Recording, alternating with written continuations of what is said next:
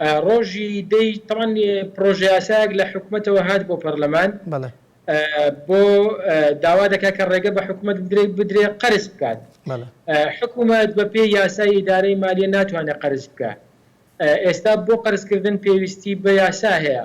پرۆژه یاساکەی نادۆ بۆ پەرلەمان، پرۆژه یاساکە خوێندنەوە یەکەم و دووەمی بۆ کراوە، دوای مناقەشەیەکی زۆر لە لیژنەی دارایی و لەگەڵ پەرلەمانتاران و بە میوانداری وەزیری دارایی و وەزیری پلاندانان و پارێزگاری بانقی مرکزی بڕیار درا ڕۆژی چوارشەممەی دەی 6 کۆبوونەوەی پەرلەمان دەنگی لەسەر بدرێ.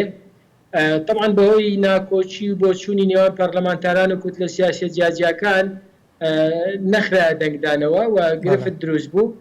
ئێستا بۆ ڕۆژی چوارشەممە سەعاتێک کۆبوونەوەیەک دانراوە و ئەجندای کۆبوونەوەکە بریتە دەنگدان لەسەر پرۆژە یاسای قەرزکردنی دەرەچی و ناوخۆیی لەلایەن حکوومەتەوە.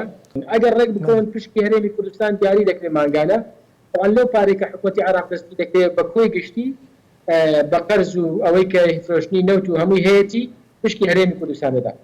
ئەگەر هەرێمی کوردستان و بەغداد نەگەنە ڕێککەوتن، نەخێر هیچ بەشێک لەوە قەرزە بۆ حکوومەتی عێراق نابێت.